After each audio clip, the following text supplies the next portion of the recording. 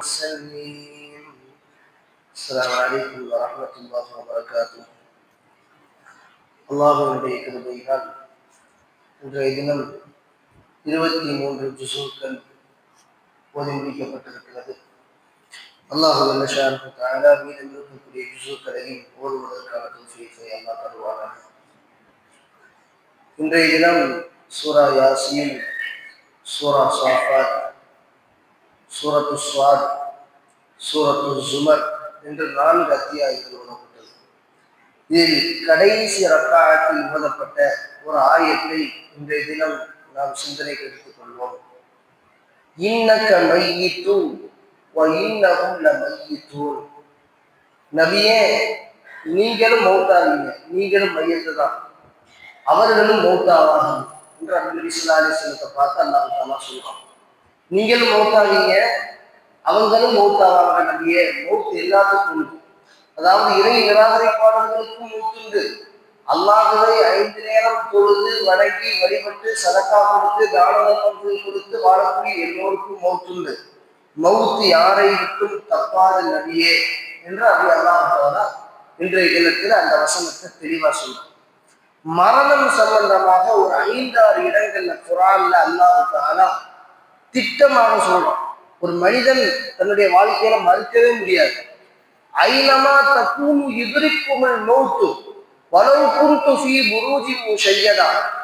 உயர்வான இரும்பால் கட்டப்பட்ட கோட்டைகளுக்கு நடுவே நீங்கள் இருந்தாலும் உங்களுக்கு மௌத் வரும். அந்த மௌத்துக்கு நிர்ணயம் கிடையாது. பெரியவர், சிறியவர், வயதானவர், சிறியவர் என்ற எந்த பாகுபாடும் கிடையாது. பிறந்த குழந்தைக்கு மௌத்துண்டு. நன்கு வாழ்ந்து தள்ளாடி 100 வயதை கடந்தவருக்கு மௌத்துண்டு. எல்லோருக்குமான மௌத்தை நாம் வச்சிருக்கிறோம். அது எப்படி வருங்கிறதையே அல்லாஹ் சொல்றான். வமா தத்ரி நஃப்ஸுன் பிஅய்யி அர்லின் தமூத். ஒரு மையத்து, ஒரு ஜனாசா, அது எப்படி ஆகும், அது எந்த நேரத்தில் அதுக்கு ஜனாசா ஏற்படும், உயிர் எடுக்கப்படும். அந்த ஜனாசா ஆகும் பொழுது அதனுடைய அந்த காரணம் என்னவாக இருக்கும்? விபத்தா, நோயா, என்ன காரணம்? அதையும் அல்லாஹ் சொல்றான். அது எல்லாமே நானே அறிந்திருக்கிறேன், நீங்கள் அறியவில்லை. ஏன் அல்லாஹ் தஆலா நமக்கு டேட் ஆஃப் பெர்த் வச்சிருக்கிற அல்லாஹ் டேட் ஆஃப் டெத்தை ஏன் வைக்கல? டிஓடி அதை வச்சிருந்தா நம்ம நிம்மதியா இருக்க முடியுமா? அல்லாஹ் தஆலா நமது மௌத்தை நமக்கு தெரியாமல் மறைத்து வைத்திருக்கிறாங்க. அதனாலதான் நம்ம ஆடுறோம். ரொம்ப உலகத்துல என்னென்ன அட்டூழியம் எல்லாம் நம்ம பண்றோம். 1 மாசம் நம்ம நடிச்சுட்டா நம்மளுடைய எல்லாமே பேருமான். அவ்வளவு பாவங்கள் நம்ம செஞ்சுக்கிட்டு இருக்கோம். ஏன்னா மௌத்தை சிந்திக்கல. நபி ஸல்லல்லாஹு அலைஹி வஸல்லம் ஒவ்வொரு நாளும் மௌத்தை சிந்திப்பார்கள். மௌத்தை சிந்திக்கிறது பரக்கத். ஒரு வீடுகள்ல மௌத்தை பத்தி பேசப்படுறது பரக்கத். மௌத்தை பேசுறது, மௌத்தை நினைப்பது, மௌத்தை ஞாபகப்படுத்துவதில் பரக்கத் இருக்குதுங்கிறாங்க நபிகள் நாயகம் ஸல்லல்லாஹு அலைஹி வஸல்லம். அந்த அடிப்படையில் அல்லாஹ் ஜல்ல ஷானஹு தஆலா எல்லோருக்கும் தெரிந்த பிரபல்யமான ஒரு ஆயத்து, குல்லு நஃப்ஸின் ஸாயிகத்துல் மௌத். ஒவ்வொரு ஆத்மாவும் மரணத்தை சுவைத்தே தீரும். சூரத்துல் ஜும்ஆல அல்லாஹ் தஆலா ஒரு வார்த்தை சொல்றான். குல் இன்னல் மௌத்தல்லதி தஃபிர்ரூன ஃபஇன்னஹு முலாகீக்கும். நீங்கள் அந்த மௌத்திடத்திலிருந்து விரண்டு ஓடலாம்னு நினைக்கிறீங்க. நீங்கள் எங்கு போனாலும் உங்களை அந்த மௌத் வந்து சூழ்ந்து கொள்ளும். அந்த மௌத்தை நான் ஏற்படுத்தியே தீர்வேன். அதே சொல்லிட்டு அல்லாஹ் ஜல்ல ஷானஹு தஆலா நபிகள் நாயகத்தின் மூலியமாக நமக்கு தெளிவுபடுத்துகிறான். மௌத் யார் யாருக்கெல்லாம் நிகழும்? உலகத்தின் படைப்பினங்கள், ஜீவராசிகள் எல்லோருக்கும் மௌத் நிகழும். மனித படைப்பு, ஜின்கள், மலக்குமார்கள். மலக்குமார்களுக்கு ஆசா, பாசம், காமம், காதல், பசி இதுதான் கிடையாதே தவிர அவங்களுக்கு மௌத் உண்டு. 3 பேருக்கு மட்டும் மௌத்து கிடையாது. 1 தஜ்ஜால், அவனுக்கு மௌத்து கிடையாது. அவன் அழிக்கப்படுவான், ஆனா அவனுக்கு மௌத்து கிடையாது. ஷைத்தான், அவனுக்கு மௌத்து கிடையாது. அதே போன்று ஹில்ர் அலைஹிஸ்ஸலாத்து வஸ்ஸலாம், மூசா அலைஹிஸ்ஸலாம் காலத்துல வாழ்ந்த, இன்னமும் அவங்க இருக்கிறாங்க, ஆனா நமக்கு தெரியாது. ஹில்ர் அலைஹிஸ்ஸலாத்து வஸ்ஸலாம் அவங்களுக்கு மௌத்து கிடையாது. இந்த 3வது சொல்லக்கூடிய ஹில்ர் அலைஹிஸ்ஸலாத்துடைய இந்த கருத்துல நிறைய கருத்து வேறுபாடுகள் உண்டு. ஆனா முதல் சொல்லக்கூடிய தஜ்ஜால், ஷைத்தான், இந்த 2 பேருக்கும் மௌத்து கிடையாது. ஏன்னா மௌத்துங்கிறது ஒரு வகையான ஒரு விடுதலை. மௌத்து இருக்கிற அது உலக வாழ்க்கையை விட்டு மௌத்துனா என்னங்க டெஃபினிஷன் என்ன? ஒவ்வொரு மார்க்கத்திலையும் மறுஜென்மம் ஒண்ணு இருக்கு. நம்மளுடைய மார்க்கத்தை பொறுத்தவரை மௌத் அல் மௌத்துனா என்ன? இன்தகல ரூஹு மினத் துன்யா இலல் ஆகிரா. நம்மளுடைய ரூஹு இந்த துன்யால இருந்து ஆகிரத்துக்கு போகுது, அவ்வளவுதான். மௌத்தாயிட்டா அவர் சாப்பிடுறது முடியலாம் இல்லை, அவ்வளவு முடியல. கபூர் இருக்கு, கபூருக்கு பிறகு அப்புறம் ஹஷர் இருக்குது, அடுத்து சூர் ஊதி எழுப்பப்படுதல் இருக்குது. அதற்கு பின்னாடி திரும்ப அல்லாஹ்வுத்தாலா உலகத்தை ஒட்டுமொத்தமா அழிப்பான். அதுக்கப்புறம் திரும்ப 2வது சூர் ஊதி அல்லாஹ்வுத்தாலா கியாமத்துல இந்த மறுமை நாள்ல நியாய தீர்ப்பு நாள்ல அல்லாஹ்வுத்தாலா அங்க எழுப்புவான் மனுஷன் மைதானத்துல. இவ்வாறு நமக்கு இனிமத்தான் வாழ்க்கையே இருக்கு. இந்த மௌத்துங்கிறது என்னன்னா இந்த துன்யா முடிஞ்சிருச்சு, இங்க இருந்து ரூஹ் அப்படியே மாறி போகுது. இப்ப ஷைத்தானுக்கு ஏன் மௌத்து கொடுக்கலன்னா அல்லாஹ் சூரத்து தாஹால சொல்றான், இன்னமும் மையத்தி முஜ்ரிமன் ஃபஇன்னலஹு ஜஹன்னம லா யமூது ஃபீஹா வலா யஹ்யா. நரகத்தினுடைய தண்டனைங்கிறது மௌத்து கிடையாது. நரகத்துல அல்லாஹ்வுத்தாலா போட்ட உடனே உடம்பு உருகிடும், உடம்பு நாஸ்தியாயிரும். நரகத்தினுடைய நெருப்பு எப்படி இருக்கு, அதுல போட போட நம்ம ரூஹை எடுக்க மாட்டோம், வேதனையை மட்டும் திரும்ப கொடுத்துக்கிட்டே இருக்கும். ஷைத்தானுக்கும் தஜ்ஜாலுக்கும் அல்லாஹு தஆலா வேதனை நிரந்தரமா கொடுக்குற. மௌத்து வந்துருச்சுங்களே, வேதனை தெரியாது இல்ல, அந்த வலி உணர முடியாதுல்ல. அதனால அல்லாஹு தஆலா மௌத்தாகவும் விடாமல் அதே நேரத்தில் அவர்களை ஹயாத்தோடு திரும்ப திரும்ப அந்த வேதனையை சுவைக்க வைத்துக் கொண்டே இருப்பார். இது தஜ்ஜாலுக்கும் ஷைத்தானுக்கும் அல்லாஹு தஆலா கொடுக்கக்கூடிய விடை. 3வது ஹித்ர் அலைஹிஸ்ஸலாத்து வஸலாம். இந்த 3 பேரைத்தான் ஹதீஸ் ஷரீஃப்கள்ல மரணம் இல்லாதவர்கள் என்று நபி ஸல்லல்லாஹு அலைஹி வஸல்லம் நமக்கு குறிப்பிட்டு சொல்றாங்க. இப்ப நபி ஸல்லல்லாஹு அலைஹி வஸல்லம், நீங்கள் ஜனாசாவாக உங்களுக்கு ஊரிலோ உங்களுக்கு தெரிந்தவர்களோ ஜனாசா என்று தெரிந்து விட்டால் நீங்கள் அந்த ஜனாசாவில் கலந்து கொள்ளுங்கிறாங்க. ஏன் அப்படி ஜனாசால ஒருவர் கலந்து கொண்டால் பாரபட்சம் பார்க்காம சொந்தக்காரனா கலந்துக்கிறது, வேற யாரெல்லாம் அப்படிலாம் நடக்கும். நம்ம எல்லா இடங்களையும் நடக்கும். அதாவது நமக்கு தெரிஞ்சவங்களோட ஜனாசா கூட்டம் அப்படி பிச்சிடும். நம்ம ஊர்ல ஜனாசாவா இருக்கும், அவங்க யாருக்கே அறிமுகம் இல்லாதவங்களா இருப்பாங்க, அவங்க ஜனாசாவுக்கு 2 சப்பரா இருக்கு. ஜனாசாவில் கலந்து கொள்ளக்கூடியவர்களுக்கு கிடைக்கக்கூடிய கூலி நபி ஸல்லல்லாஹு அலைஹி வஸல்லம் சொன்னாங்க, கிராத்தைனி மின் உஹதி, உஹது மலை அளவுக்கான நன்மை கிடைக்கும் ஜனாசால கலந்துக்கிட்டா. அதுவே அந்த ஜனாசாவை கஃன் செய்யறதுலேயும் கலந்துக்கிட்டு ஜனாசாவை பின்தொடர்ந்து வந்து ஜனாசா தொழுது ஜனாசாவை பின்தொடர்ந்து போய் அடக்கம் செய்யறாங்கல்ல, அவங்களுக்கு 2 உஹது மலை அளவு நன்மை. கிராத்தைனி மின் உஹது. ஆனா ஜனாசா தொழுகைன்னு மட்டும் கலந்துக்கிட்டவருக்கு ஒரே ஒரு உஹது மலை அளவு, அவ்வளவுதான் நன்மை. உஹது மலை அளவு நன்மைனா சாதாரணமா யோசிச்சு பாருங்க. ஜனாசாவில் எவர் கலந்து கொள்கிறாரோ அவருக்கு இந்த விடயம் நல்ல ஜனாசாவாக அது இருந்துச்சுன்னா, நம்ம எல்லாமே ஜனாசாவாக தான் ஞாபகம். நபியை பார்த்து அல்லாஹ் சொல்றான், இன்னக்க மையத்துன், நீங்க மையத்துக்கு. அப்ப நம்ம என்ன ஏமாத்துறோம், நம்ம மையத்து தான். அல்லாஹ் அவனுடைய ரூஹ நம்ம உள்ள ஊதி வச்சிருக்கிறான். அதனால நமக்குள்ளதுன்னு நினைச்சுக்கிட்டு இருக்கோம். அதாவது வாடகை வீட்டுக்கு போயிட்டு வாடகை வீடு நிரந்தரம் நம்ம சொந்த வீடுன்னு நினைச்சுக்கிட்டு இருக்கோம். இந்த உடம்பு சொந்த வீடுன்னு நினைச்சுக்கிட்டு இருக்கோம். இது வாடகைன்னு கூட சொல்ல முடியாது. ரப்பு போட்ட அவனுடைய பிச்சை, அவனுடைய கரிசனை, அவன் அவனுடைய ரூஹ ஊதி இருக்கிறான். அல்லாஹ் சொல்றான், ஆதம் அலைஹிஸ்ஸலாத்தை படைத்து நான் எனது ரூஹை அவன்கிட்ட ஊதி இருக்கிறேன். என் ரூஹ் ஊதலன்னா ஆதம் அலைஹிஸ்ஸலாத்தை படைச்சிட்டாங்க, அல்லாஹ் தஆலா படைச்சிட்டான். கண்ணு மூக்கு காது. அல்லாஹ் சொல்றான் குர்ஆன்ல, வஹலக்து பியதைய, எனது கையால் நான் ஆதம் அலைஹிஸ்ஸலாத்துக்கு உருவமிட்டேன். மூக்கு கண்ணு காது அது அல்லாஹ்வுடைய தஜல்லி, அதை நம்ம சிந்திக்க முடியாது. அல்லாஹ்வுடைய கை எப்படி, அதெல்லாம் நம்ம யோசிக்க கூடாது. அல்லாஹ் சொல்றான், நான் என் கையால படைச்சேன். மொத்த மலக்குமார்களையும் கூப்பிட்டு இதுக்குள்ளானின் மலாய் கத்திஸ்துது, எல்லா மலக்குமார்களையும் கூப்பிட்டு நான் சஜ்தா செய்ய சொன்னேன். இல்லா இபிலீஸை தவிர, இபிலீஸ் மட்டும் சஜ்தா செய்யும். இப்ப இது எல்லாம் நடக்கும்போது ஆதம் அலைஹிஸ்ஸலாம் என்ன பண்ணிக்கிட்டு இருந்தாங்க? முன்னாடி ஆதம் அலைஹிஸ்ஸலாத்துடைய உடம்பு இருக்குங்க, சுத்தி மலக்குமார்களை அல்லாஹ் சஜ்தா செய்ய சொல்றான். இபிலீஸ் நான் சஜ்தா செய்ய மாட்டேங்கிறான். இந்த நேரத்துல ஆதம் அலைஹிஸ்ஸலாம் என்னவா இருக்கிறாங்க? மையத்தா இருக்கிறாங்க. என்னவா இருக்கிறாங்க? மையத்தா இருந்த அவர்களது உடலில் அல்லாஹ் தனது ரூஹை ஊதிய உடனே அவங்களுக்கு என்ன வந்துருச்சு? சுய ஆற்றலை அல்லாஹ் தஆலா தர்றான். தன்னால் சுயமாக சிந்திக்கக்கூடிய, தன் சுயமாக ஒரு ஆற்றலை செய்வதற்கான சக்தியை அல்லாஹ் இந்த ரூஹின் மூலியமாக அல்லாஹ் தர்றான். நம்ம ரூஹு போயிருச்சுன்னா உங்களுடைய பெயர் சொல்லப்படுமா? வீட்டுல ரொம்ப ஜனாசாவை எடுக்கிறீங்க நீங்க. நபி ஸல்லல்லாஹு அலைஹி வஸல்லம் சொன்னாங்க, நல்ல ஜனாசாவாக இருந்தால் அது சொல்லும், அஜ்ஜிலூனி அஜ்ஜிலூனி, என்னை விரைவுபடுத்துங்கள், சீக்கிரமா என்னை கபருக்கு கூட்டிட்டு போவோம். நபிசுல்லாஹு மூன்று விஷயத்தை தாமதம் செய்யவே கூடாது. மூன்று விஷயத்தை தாமதம் செய்யவே கூடாது. ஒன்று, திருமணமான பாலிகான பிள்ளைகள் ஆணோ பெண்ணோ நம்ம வீட்டில் இருந்துச்சுன்னா வெகு சீக்கிரமா திருமணம் முடிச்சு வைக்கணும். அப்படி திருமணம் முடிக்கல அப்படின்னா என்ன ஆகும்? அது ஒரு பெரிய ஃபசாதை உண்டாக்கும். இது திருமண விஷயத்துல அவசர காட்டம். அது ஆணோ பெண்ணோ, பெண்ணுக்கு மட்டும் கிடையாது, ஆணுக்கும் தான். நம்ம அதனாலதான் ஒரு 4-5 நாளைக்கு முன்னாடி அந்த பயான் சொன்னோம், சூரத்து நூறுல, நீங்க திருமணம் முடிங்க அல்லாஹ் உங்களை பணக்காரனாக்குவான். ஒண்ணு. ரெண்டாவது, நேரம் வந்து விட்டால், தொழுகையினுடைய நேரம் வந்து விட்டால், லுகர் வாங்க சொல்லிடுச்சு, இல்ல கடையில இப்போ கொஞ்சம் வியாபாரம் இருக்கு, ஒரு 2 மணிக்கு போய் தொழுகுவோம், ஒரு 2:30க்கு போய்.